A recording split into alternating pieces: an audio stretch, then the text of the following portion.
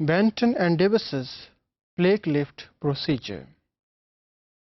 So previous strategy can be used for the detection of cloned DNA fragments when we use microbes like bacteria as an host organism. In some cases, we can also use bacteriophages as host organism, or even for the packaging of the DNA. And then the host organism, it is subsequently infected, and the detection may be based on plaques. Now, which plaques may contain our target DNA? It can be detected by the strategy that was devised by Benton and Davis in 1977. And their procedure, it is called as plate lift procedure. So here again, the target DNA or the clone of interest, it is ligated within lambda vectors, and after ligation, the in vitro packaging it is there, and then the recombinant phages, they are used to infect the host organism that may be a bacterium or the E. coli. After infection, the lysis of the bacterial cell is there that can be detected in the form of plaques. Now, plaques that are produced, they may contain our recombinant DNA or even some unpackaged DNA.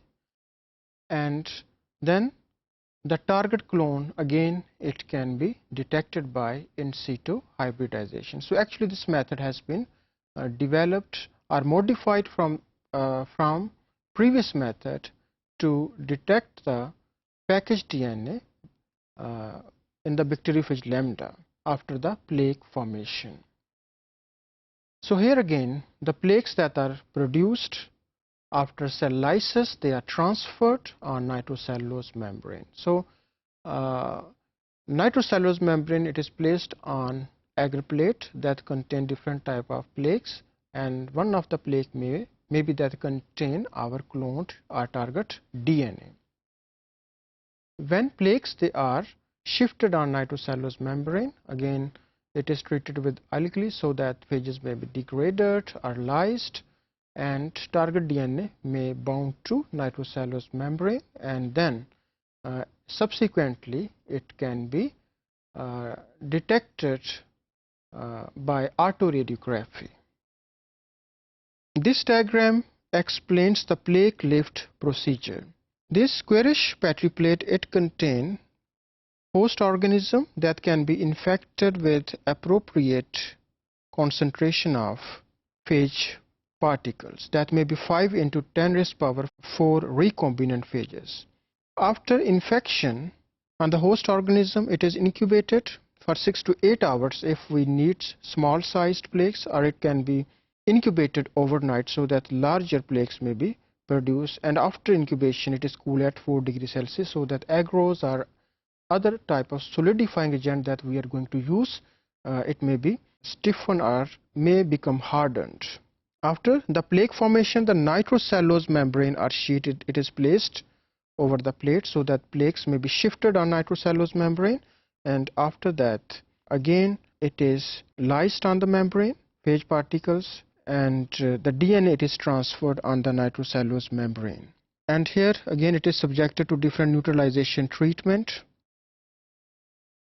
and baked so that target clone may be firmly bound.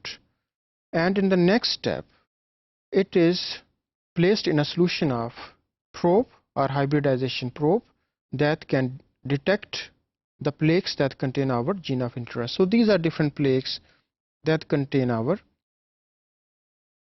gene of interest, and these plaques can be picked from the master plate for further processing after detection with autoradiography. Although here the hybridization probe, it can be detected by using different type of radioisotope like P32 phosphorus, it can be used.